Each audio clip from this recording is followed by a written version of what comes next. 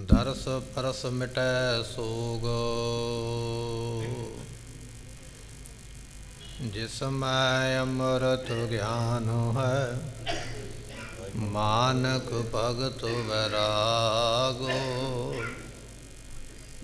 ਸ੍ਰੀ ਗੁਰੂ ਗ੍ਰੰਥ ਸਾਹਿਬ ਉਦਦੋ। ਬੰਦੋਂ ਕਰ ਅਨੁਰਾਗ, ਏਕ ਓੰਕਾਰ ਸਤਿਗੁਰੂ। ਤੇਹ ਪ੍ਰਸਾਦ ਸਚ ਹੋਏ। ਵਾਹਿਗੁਰੂ ਜੀ ਕੀ ਫਤਿਹ ਹੈ। ਵਿਘਨ ਵਿਨਾਸ਼ਨ ਸੋਏ। ਸ੍ਰੀ ਵਾਹਿਗੁਰੂ ਜੀ ਕੀ ਫਤਿਹ ਹੈ। ਵਿਘਨ ਵਿਨਾਸ਼ਨ ਸੋਏ। ਇਤਨੇ ਮਹਿ ਸਿੱਖ ਸੋ ਚਲ ਆਇਓ, ਗੁਰੂ ਗ੍ਰੰਥ ਜਨ ਸੀਸ ਉਠਾਇਓ। ਵਾਹਿਗੁਰੂ ਜੀ ਕਾ ਖਾਲਸਾ, ਵਾਹਿਗੁਰੂ ਜੀ ਕੀ ਫਤਿਹ। ਗਰੀਬ ਨਵਾਜ ਸਤਿਗੁਰੂ ਗੁਰੂ ਗ੍ਰੰਥ ਸਾਹਿਬ ਜੀਆਂ ਦੀ ਪਵਿੱਤਰ ਪਾਵਨ ਹਜ਼ੂਰੀ ਅੰਦਰ ਸਭਾਇਮਾਨ ਹੋ ਰਹੀ ਗੁਰੂ ਕੀ ਸੰਗਤ। ਆਪ ਸੰਗਤਾਂ ਨੇ ਸਤਿਗੁਰਾਂ ਦੀ ਗੁਰਬਾਣੀ ਦੇ ਰਸ ਭਿੰਨੇ ਕੀਰਤਨ ਸ਼ਬਦ ਸਰਵਣ ਕੀਤੇ ਨੇ। ਗੁਰੂ ਤੇਗ ਬਹਾਦਰ ਮਹਾਰਾਜ ਸਾਹਿਬ ਜੀ ਦਾ ਇਤਿਹਾਸ ਆਪਾਂ ਸਰਵਣ ਕਰ ਰਹੇ ਹਾਂ। ਪਿਛਲੇ ਦੀਵਾਨ ਅੰਦਰ ਸਰਵਣ ਕੀਤਾ ਹੈ। ਗੁਰੂ ਪਾਤਸ਼ਾਹ ਨੂੰ ਮੱਖਣ ਸ਼ਾਹ ਲੁਬਾਣਾ ਕਹਿਣ ਲੱਗਾ, ਮਹਾਰਾਜ ਮੈਨੂੰ ਹੁਣ ਛੁੱਟੀ ਦਿਓ, ਮੈਂ ਆਪਣੇ ਵਾਪਸ ਪਿੰਡ ਵਿੱਚ ਜਾਣਾ ਚਾਹੁੰਦਾ ਹਾਂ ਆਪਣੇ ਕਾਰੋਬਾਰ ਦੇਖਣ ਵਾਸਤੇ। ਗੁਰੂ ਤੇਗ ਬਹਾਦਰ ਮਹਾਰਾਜ ਜੀ ਸੁਣ ਕੇ ਕਹਿਣ ਲੱਗੇ, ਮੱਖਣ ਸ਼ਾਹ ਹੁਣ ਸਾਡਾ ਮਨ ਵੀ ਬਾਬਾ ਬਕਾਲਾ ਵਿੱਚ ਰਹਿਣ ਨੂੰ ਕਰਦਾ ਨਹੀਂ। ਸਾਡਾ ਮਨ ਕਰਦਾ ਅਸੀਂ ਇੱਥੋਂ ਚਲੇ ਜਾਈਏ। ਰਾਤ ਨੂੰ ਇਹ ਬਚਨ ਹੋਏ। ਸਤਿਗੁਰਾਂ ਨੇ ਆਪਣੀ ਮਾਤਾ ਨਾਲ ਵੀ ਇਹ ਬਚਨ ਸਾਂਝਾ ਕੀਤਾ। ਦਿਨ ਚੜ੍ਹਿਆ, ਮਹਾਰਾਜ ਨੇ ਤਿਆਰੀ ਕਰ ਲਈ ਜਾਣ ਵਾਸਤੇ। ਮੱਖਣ ਸ਼ਾਹ ਕਾਹਲੀ ਦੇ ਨਾਲ ਆ ਕੇ ਸਤਿਗੁਰਾਂ ਨੂੰ ਮਿਲਿਆ। ਮਾਤਾ ਜੀ ਥੋੜ੍ਹਾ ਵੈਰਾਗ ਕਰਦੇ ਨੇ। ਇੰਨਿਆਂ ਸਾਲਾਂ ਤੋਂ, ਕਈ ਸਾਲਾਂ ਤੋਂ ਇੱਥੇ ਰਹਿ ਰਹੇ ਸਨ ਅਤੇ ਨਾਲੇ ਮਾਤਾ ਸਾਹਿਬ ਜੀਆਂ ਦਾ ਇਹ ਪੇਕਾ ਪਿੰਡ ਵੀ ਹੈ। ਸੋ ਕਹਿਣ ਲੱਗੇ ਇਸ ਤਰ੍ਹਾਂ। ਸਤਿਗੁਰੂ ਜੀ ਚੱਲ ਪਏ ਨੇ, ਸਮਾਨ ਲੈ ਕੇ ਬਿਆਸ ਦਰਿਆ ਦੇ ਕੰਢੇ 'ਤੇ ਪਹੁੰਚੇ ਨੇ ਦਰਿਆ ਨੂੰ ਪਾਰ ਕਰਨ ਵਾਸਤੇ। ਇਹ ਬਚਨ ਆਪਾਂ ਪਿੱਛੇ ਸਰਵਣ ਕੀਤੇ। ਇੱਥੋਂ ਜਿਵੇਂ ਅੱਗੇ ਇਤਿਹਾਸ ਪ੍ਰਾਰੰਭ ਹੋ ਰਿਹਾ, ਆਓ ਸਰਵਣ ਕਰੀਏ, ਮਿਲ ਕੇ ਆਖੀਏ ਸਤਿਨਾਮ ਸ੍ਰੀ ਵਾਹਿਗੁਰੂ ਸਾਹਿਬ ਜੀ। ਇਤਨੇ ਮੈਂ ਸਿੱਖ ਸੋ ਚਲ ਆਇਓ। ਜਦੋਂ ਸਤਿਗੁਰੂ ਪਾਤਸ਼ਾਹ ਜੀ ਬਿਆਸ ਦਰਿਆ ਦੇ ਕਿਨਾਰੇ 'ਤੇ ਖੜ੍ਹ ਗਏ, ਕਿਉਂਕਿ ਉਸ ਵੇਲੇ ਬੇੜੀਆਂ ਨਹੀਂ ਸਨ ਆਈਆਂ ਪਾਰ ਕਰਨ ਵਾਸਤੇ। ਜਿੰਨੇ ਚਿਰ ਨੂੰ ਬੇੜੀਆਂ ਆਉਣੀਆਂ ਸਨ, ਮਹਾਰਾਜ ਇੰਤਜ਼ਾਰ ਕਰਨ ਲੱਗ ਪਏ। ਇੰਨੇ ਚਿਰ ਨੂੰ ਇੱਕ ਮਹਾਰਾਜ ਜੀਆਂ ਦਾ ਸਿੱਖ ਚੱਲ ਕੇ ਆਇਆ ਹੈ। ਗੁਰੂ ਗ੍ਰੰਥ ਜਨ ਸੀਸ ਉਠਾਇਓ, ਜਿਸ ਨੇ ਗੁਰੂ ਗ੍ਰੰਥ ਸਾਹਿਬ ਜੀਆਂ ਦਾ ਸਰੂਪ ਆਪਣੇ ਸਿਰ ਤੇ ਉਠਾਇਆ ਸੀ। ਗੁਰੂ ਤੇਗ ਬਹਾਦਰ ਮਹਾਰਾਜ ਜੀਆਂ ਦੇ ਕੋਲ ਨਹੀਂ ਸੀ ਗੁਰੂ ਗ੍ਰੰਥ ਸਾਹਿਬ ਦਾ ਸਰੂਪ। ਇਹ ਸਰੂਪ ਧੀਰਮਲ ਦੇ ਕੋਲ ਸੀਗਾ। ਜਦੋਂ ਮੱਖਣ ਸ਼ਾਹ ਲੁਬਾਣਾ ਸਮਾਨ ਲੈਣ ਵਾਸਤੇ ਗਿਆ, ਸਮਾਨ ਚੁੱਕਣ ਵਾਸਤੇ ਗਿਆ, ਤੇ ਗੁਰੂ ਗ੍ਰੰਥ ਸਾਹਿਬ ਦਾ ਸਰੂਪ ਵੀ ਲੈ ਆਂਦਾ ਅਤੇ ਉਹ ਸਤਿਗੁਰਾਂ ਨੂੰ ਬਿਨਾਂ ਦੱਸੇ ਆਪਣੇ ਘਰ ਵਿੱਚ ਰੱਖ ਲਿਆ। ਸਤਿਗੁਰਾਂ ਦੇ ਘਰ ਵਿੱਚ ਹੀ ਰਹਿਣ ਦਿੱਤਾ ਵੀ ਇਹ ਨਾ ਮੋੜੀਏ, ਵਡਮੁੱਲੀ ਦਾਤ ਹੈ।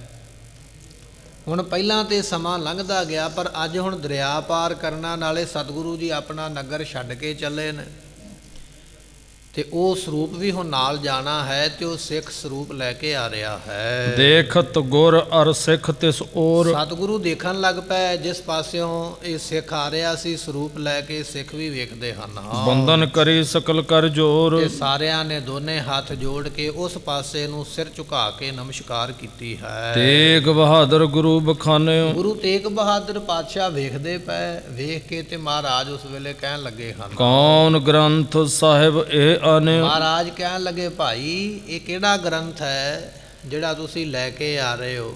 ਇਹ ਗ੍ਰੰਥ ਕਿਹੜਾ ਹੈ ਜੋ ਤੁਸੀਂ ਸਿਰ ਤੇ ਉਠਾਇਆ ਹੋਇਆ ਹੈ? ਕਿਤਲੇ ਜਾਏ ਇਹ ਕਿਸ ਪਾਸ। ਇਹ ਕਿਹਦੇ ਕੋਲ ਸੀਗਾ ਔਰ ਤੁਸੀਂ ਲੈ ਕੇ ਕਿਸ ਦੇ ਕੋਲ ਚੱਲੇ ਹੋ? ਇਹ ਕਿਰਪਾ ਕਰਕੇ ਦੱਸੋ। ਇਹ ਮਹਾਰਾਜ ਜੀਆਂ ਦਾ ਬਚਨ, ਗੁਰੂ ਤੇਗ ਬਹਾਦਰ ਪਾਤਸ਼ਾਹ ਜੀਆਂ ਦਾ, ਵੀ ਇਹ ਸਰੂਪ ਕਿੱਥੋਂ ਲੈ ਕੇ ਆਏ ਹੋ ਔਰ ਕਿੱਥੇ ਲੈ ਕੇ ਜਾਣਾ ਹੈ, ਕਿਰਪਾ ਕਰਕੇ ਇਹਦੇ ਬਾਰੇ ਦੱਸਣਾ ਕਰੋ। ਬੂਝੋ ਇਸਕੋ ਕਰੋ ਪ੍ਰਕਾਸ਼। ਤੇ ਸਤਿਗੁਰੂ ਪਾਤਸ਼ਾਹ ਕਹਿਣ ਲੱਗੇ ਸਾਨੂੰ ਦੱਸਣਾ ਕਰੋ। ਮਹਾਰਾਜ ਨੇ ਪੁੱਛਿਆ ਦੱਸੋ ਭਾਈ ਇਹ ਸਰੂਪ ਕਿੱਥੋਂ ਆਇਆ ਹੈ? ਤਾਬ ਕਿਰਪਾਲ ਗੁਜਰੀ ਕੋ ਭਰਾਤ। ਉਸ ਵੇਲੇ ਬਾਬਾ ਕਿਰਪਾਲ ਚੰਦ ਜੀ ਜੋ ਮਾਤਾ ਸਾਹਿਬ ਮਾਤਾ ਗੁਜਰੀ ਜੀਆਂ ਦੇ ਭਰਾ ਲੱਗਦੇ ਨੇ ਔਰ ਰਿਸ਼ਤੇਦਾਰੀ ਦੇ ਵਿੱਚ ਗੁਰੂ ਤੇਗ ਬਹਾਦਰ ਪਾਤਸ਼ਾਹ ਦੇ ਸਾਲੇ ਲੱਗਦੇ ਨੇ, ਉਹਨਾਂ ਨੇ ਸੁਣ ਕੇ ਗੱਲ ਫਿਰ ਸਰਬ ਸੁਨਾਏ ਭਨਿਓ ਸੋ ਬਿਰਤਾਂਤ। ਉਹਨਾਂ ਨੇ ਬਿਰਤਾਂਤ ਸੁਣਾਇਆ ਵੀ ਸਤਿਗੁਰੂ ਪਾਤਸ਼ਾਹ ਜੀ ਇਹ ਸਰੂਪ ਕਿਸ ਤਰ੍ਹਾਂ ਕਿੱਥੋਂ ਆਇਆ, ਸਾਰੀ ਗੱਲ ਦੱਸੀ ਹੈ। ਸ੍ਰੀ ਗੁਰੂ ਅਰਜਨ ਪ੍ਰਥਮ ਲਿਖਾਇਓ। ਗੁਰੂ ਅਰਜਨ ਸਾਹਿਬ ਜੀ ਨੇ ਇਹ ਸਰੂਪ ਲਿਖਵਾਇਆ ਹੈ। ਦੱਸਣ ਲੱਗ ਪਏ ਮਾਮਾ ਕਿਰਪਾਲ ਚੰਦ ਜੀ, ਸੋ ਜਿਹੜੇ ਗੁਰੂ ਗੋਬਿੰਦ ਸਿੰਘ ਪਾਤਸ਼ਾਹ ਦੇ ਮਾਮਾ ਜੀ ਲੱਗਦੇ, ਮਾਤਾ ਗੁਜਰੀ ਜੀਆਂ ਦੇ ਭਰਾ ਲੱਗਦੇ ਨੇ। ਦੱਸਣ ਲੱਗ ਪਏ ਗੁਰੂ ਤੇਗ ਬਹਾਦਰ ਪਾਤਸ਼ਾਹ ਨੂੰ ਵੀ ਇਹ ਉਹ ਸਰੂਪ ਹੈ ਜਿਹਨੂੰ ਗੁਰੂ ਅਰਜਨ ਸਾਹਿਬ ਨੇ ਲਿਖਵਾਇਆ ਹੈ। ਧੀਰ ਮਲ ਸੋ ਛਲ ਕਰ ਪਾਇਓ। ਤੇ ਧੀਰ ਮਲ ਨੇ ਇਹ ਸਰੂਪ ਛਲ ਦੇ ਨਾਲ, ਧੋਖੇ ਦੇ ਨਾਲ ਆਪਣੇ ਕੋਲ ਰੱਖਿਆ, ਕਿਉਂਕਿ ਇਹ ਸਰੂਪ ਉਸ ਦੇ ਕੋਲ ਰਹਿਣਾ ਜਿਸ ਦੇ ਕੋਲ ਗੁਰਤਾ ਗੱਦੀ ਹੈ। ਗੁਰਤਾ ਗੱਦੀ ਹੈ ਗੁਰੂ ਹਰਗੋਬਿੰਦ ਪਾਤਸ਼ਾਹ ਦੇ ਕੋਲ। ਪਰ ਜਦੋਂ ਮਹਾਰਾਜ ਜੀ ਕਰਤਾਰਪੁਰ ਨੂੰ ਛੱਡ ਕੇ ਚੱਲਣ ਲੱਗੇ ਤੇ ਉਸ ਵੇਲੇ ਧੀਰ ਮਲ ਨੇ ਜਿਹੜਾ ਸਰੂਪ ਹੈ ਬੜੀ ਚਲਾਕੀ ਦੇ ਨਾਲ ਛੁਪਾ ਲਿਆ ਸੀ ਆਪਣੇ ਘਰ ਦੇ ਵਿੱਚ। ਕਹਿਣ ਲੱਗੇ ਉਸਨੇ ਇਹ ਆਪਣੇ ਕੋਲ ਰੱਖਿਆ ਹੈ। ਡੇਰਾ ਲੂਟ ਲੈਨ ਜਬ ਸਾਰੇ। ਤੇ ਜਦੋਂ ਸਾਰਾ ਡੇਰਾ ਲੁੱਟ ਕੇ ਲਿਆਂਦਾ ਮਹਾਰਾਜ ਜੀ, ਹੁਣ ਧੀਰ ਮਲ ਕਰਤਾਰਪੁਰ ਤੋਂ ਜਦੋਂ ਆਇਆ ਬਾਬੇ ਬਕਾਲੇ ਗੁਰੂ ਬਣਨ ਵਾਸਤੇ, ਤੇ ਉਹ ਸਰੂਪ ਨਾਲ ਲੈ ਕੇ ਆਇਆ ਵੀ ਇਹਦੇ ਨਾਲ ਮੇਰਾ ਜ਼ਿਆਦਾ ਵਜਨ ਬਣੇਗਾ, ਮੇਰੀ ਜ਼ਿਆਦਾ ਵੱਡੀ ਗੱਲ ਬਣੇ ਵੀ ਗੁਰੂ ਮੈਂ ਹੀ ਹਾਂ, ਕਿਉਂਕਿ ਮੇਰੇ ਕੋਲ ਗੁਰੂ ਗ੍ਰੰਥ ਸਾਹਿਬ ਦਾ ਸਰੂਪ ਹੈ। ਕਹਿਣ ਲੱਗੇ ਵੀ ਇਸ ਤਰੀਕੇ ਦੇ ਨਾਲ ਉਹ ਲੈ ਕੇ ਆਇਆ ਸੀਗਾ ਬਾਬੇ ਬਕਾਲੇ ਸਰੂਪ। ਤੇ ਜਦੋਂ ਮੱਖਣ ਸ਼ਾਹ ਨੇ ਉਹਦਾ ਡੇਰਾ ਲੁੱਟਿਆ ਤੇ ਉਸ ਵੇਲੇ ਉਹ ਸਰੂਪ ਵੀ ਨਾਲ ਲੈ ਆਂਦਾ ਹੈ। ਤਬ ਤੇ ਆਇਓ ਸਦਨ ਹਮਾਰੇ। ਉਦੋਂ ਤੋਂ ਜਦੋਂ ਤੋਂ ਧੀਰ ਮਲ ਦਾ ਡੇਰਾ ਲੁੱਟ ਕੇ ਲਿਆਂਦਾ, ਸਮਾਨ ਲੁੱਟ ਕੇ ਲਿਆਂਦਾ, ਉਦੋਂ ਤੋਂ ਇਹ ਸਰੂਪ ਆਪਣੇ ਘਰ ਵਿੱਚ ਹੈ। ਮਹਾ ਮਹਾਤਮ ਹੈ ਇਸਕੇਰਾ। ਇਸ ਕਰਕੇ ਮਹਾਰਾਜ ਜੀ ਇਹਦਾ ਬਹੁਤ ਵੱਡਾ ਮਹਾਤਮ ਹੈ। ਜਿਸਕੇ ਦਰਸ਼ਨ ਪੁੰਨ ਕਨੇਰਾ। ਇਹ ਸਰੂਪ ਦੇ ਦਰਸ਼ਨ ਕਰਕੇ ਬੜੇ ਵੱਡੇ ਪੁੰਨ ਪ੍ਰਾਪਤ ਹੁੰਦੇ ਹਨ। ਰਾਵਰ ਬਡਨ ਬਣਾਇਓ ਇਹੀ। ਮਹਾਰਾਜ ਆਪ ਜੀ ਦੇ ਵੱਡਿਆਂ ਨੇ ਇਹ ਸਰੂਪ ਜਿਹੜਾ ਬਣਵਾਇਆ ਹੈ, ਲਿਖਵਾਇਆ ਹੈ। ਇਸ ਢਿੱਗ ਹੋਏ ਪੂਜਾ ਬੋਲੇ ਹੀ। ਜਿਹਦੇ ਕੋਲ ਇਹ ਸਰੂਪ ਹੋਵੇਗਾ ਉਹਦੀ ਪੂਜਾ ਹੋਵੇਗੀ। ਇਹ ਭਾਈ ਕਿਰਪਾਲ ਚੰਦ ਜੀ ਕਹਿ ਰਹੇ ਗੁਰੂ ਤੇਗ ਬਹਾਦਰ ਜੀਆਂ ਨੂੰ, ਮਹਾਰਾਜ ਜਿਹਦੇ ਕੋਲ ਇਹ ਗੁਰੂ ਅਰਜਨ ਸਾਹਿਬ ਦਾ ਲਿਖਵਾਇਆ ਹੋਇਆ ਸਰੂਪ ਗੁਰੂ ਗ੍ਰੰਥ ਸਾਹਿਬ ਦਾ ਹੋਵੇਗਾ ਉਹਦੀ ਡਾਢੀ ਪੂਜਾ ਹੋਵੇਗੀ। ਇਸ ਕਰ ਸਰਬ ਸੰਗਤਾਂ ਆਵੇ। ਇਸ ਕਰਕੇ ਇਹਦੇ ਕਰਕੇ ਬੇਅੰਤ ਸੰਗਤਾਂ ਜਿਹੜੀਆਂ ਨੇ ਉਹ ਦਰਸ਼ਨ ਕਰਨ ਵਾਸਤੇ ਗੁਰੂ ਅਰਜਨ ਸਾਹਿਬ ਜੀਆਂ ਦੀ ਬਾਣੀ ਦੇ ਆਉਂਦੇ ਹਨ।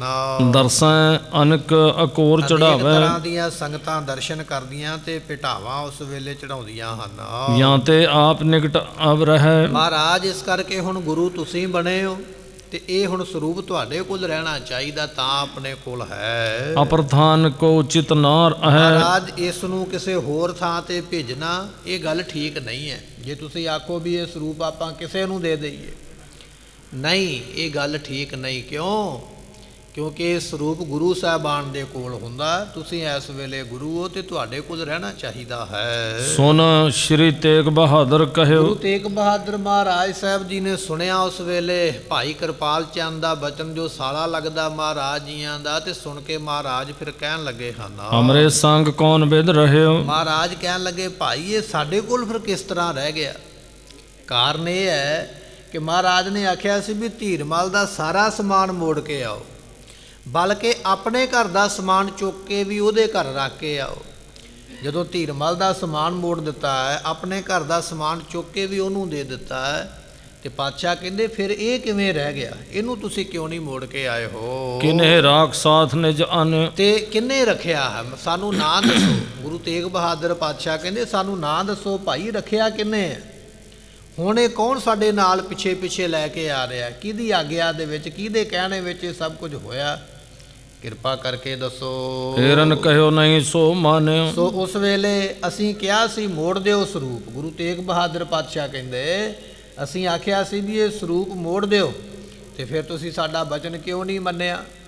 ਗੁਰੂ ਪਾਤਸ਼ਾਹ ਆਖ ਰਹੇ ਹਨ ਧੀਰ ਮਲ ਕੇ ਨਿਕਟ ਕਦੀ ਕੋ। ਸੋ ਇਹ ਕਦੇ ਦਾ ਭਾਵ ਕਿ ਬਹੁਤ ਚਿਰ ਦਾ ਇਹ ਸਰੂਪ ਧੀਰਮਲ ਦੇ ਕੋਲ ਹੈ। 6ਵੇਂ ਪਾਤਸ਼ਾਹ ਦੇ ਹੁੰਦਿਆਂ ਇਹ ਸਰੂਪ ਧੀਰਮਲ ਦੇ ਕੋਲ ਆਇਆ ਸੀ। 6ਵੇਂ ਪਾਤਸ਼ਾਹ ਮਹਾਰਾਜ ਜੋਤੀ ਜੋਤ ਸਮਾ ਗਏ। ਉਦੋਂ ਮਗਰੋਂ 7ਵੇਂ ਪਾਤਸ਼ਾਹ ਗੁਰਤਾ ਗੱਦੀ ਤੇ ਬੈਠੇ, ਉਹ ਵੀ ਜੋਤੀ ਜੋਤ ਸਮਾ ਗਏ। 8ਵੇਂ ਪਾਤਸ਼ਾਹ ਬੈਠੇ, ਉਹ ਵੀ ਜੋਤੀ ਜੋਤ ਸਮਾ ਗਏ। ਹੁਣ 9ਵੇਂ ਪਾਤਸ਼ਾਹ ਬੈਠੇ ਨੇ ਤੇ ਸਰੂਪ ਉਦੋਂ ਦਾ ਹੀ ਧੀਰਮਲ ਦੇ ਕੋਲ ਹੈ। ਕਹਿਣ ਤੋਂ ਭਾਵ ਇਹ ਆ ਵੀ ਬੜੇ ਲੰਮੇ ਸਮੇਂ ਤੋਂ ਧੀਰਮਲ ਨੇ ਆਪਣੇ ਕੋਲ ਰੱਖਿਆ ਹੈ। ਆਪੀ ਦੇਵ ਬਨੈ ਤਿਸੀ ਕੋ। ਤੇ ਹੁਣ ਇਹ ਜਿਹੜਾ ਸਰੂਪ ਹੈ ਨਾ ਉਹ ਧੀਰਮਲ ਨੂੰ ਦੇਣਾ ਬਣਦਾ ਹੈ, ਜਿਹਦੇ ਕੋਲ ਇੰਨੇ ਲੰਮੇ ਸਮੇਂ ਤੋਂ ਇਹ ਸਰੂਪ ਬਿਰਾਜਮਾਨ ਸੀ। ਇਹ ਫਿਰ ਉਸੇ ਨੂੰ ਹੀ ਦੇਣਾ ਬਣਦਾ ਹੈ। ਛੀਨ ਲੈਨ ਇਹੋ ਉਚਿਤ ਨਾ ਹਮੈ। ਮਹਾਰਾਜ ਕਹਿਣ ਲੱਗੇ ਕਿਸੇ ਦੀ ਵਸਤੂ ਖੋਹ ਕੇ ਰੱਖ ਲਈਏ ਸਾਨੂੰ ਯੋਗ ਨਹੀਂ ਹੈ। ਧੰਨ ਗੁਰੂ ਤੇਗ ਬਹਾਦਰ ਪਾਤਸ਼ਾਹ ਮਹਾਰਾਜ ਕਿੱਡੀ ਵੱਡੀ ਵੈਰਾਗ ਦੀ ਤਿਆਗ ਦੀ ਮੂਰਤ ਨੇ। ਕਹਿ ਦੇਣਾ ਔਰ ਕਰਨ ਵਿੱਚ ਬੜਾ ਫਰਕ ਹੁੰਦਾ। ਤੇ ਸਤਿਗੁਰੂ ਬਾਦਸ਼ਾਹ ਜੀ ਇਕੱਲੇ ਵੈਰਾਗਵਾਨ ਕਹਿ ਨਹੀਂ ਜਾਂਦੇ, ਮਹਾਰਾਜ ਵਾਕਿਆ ਹੀ ਵੈਰਾਗਵਾਨ ਨੇ। ਕਿਸੇ ਦੀ ਵਸਤੂ ਰੱਖਣੀ ਨਹੀਂ, ਭਾਵੇਂ ਕਿ ਇਸ ਸਰੂਪ ਦੇ ਉੱਪਰ ਧੀਰਮਲ ਦਾ ਕੋਈ ਹੱਕ ਨਹੀਂ ਹੈ। ਇਹ ਗੁਰੂ ਅਰਜਨ ਸਾਹਿਬ ਨੇ ਲਿਖਵਾਇਆ। ਗੁਰੂ ਹਰਗੋਬਿੰਦ ਪਾਤਸ਼ਾਹ ਦੇ ਕੋਲੋਂ ਚਲਾਕੀ ਦੇ ਨਾਲ ਉਸਨੇ ਆਪਣੇ ਕੋਲ ਛੁਪਾਇਆ ਸੀ। ਧੀਰਮਲ ਨੇ ਚਲਾਕੀ ਨਾਲ ਛੁਪਾ ਕੇ ਰੱਖਿਆ, ਮਿਲਿਆ ਨਹੀਂ ਕਿਸੇ ਗੁਰੂ ਦੇ ਕੋਲੋਂ। ਜਾਂ ਤੇ ਇਹ ਹੋਵੇ ਨਾ ਵੀ ਕਿਸੇ ਗੁਰੂ ਕੋਲੋਂ ਮਿਲਿਆ ਹੈ, ਤੇ ਫਿਰ ਤੇ ਹੋਵੇ ਵੀ ਵੱਡੇ ਗੁਰੂ ਸਾਹਿਬ ਜੀ ਬਖਸ਼ਿਸ਼ ਕਰਕੇ ਗਏ, ਉਹ ਵੱਖਰੀ ਗੱਲ ਹੈ।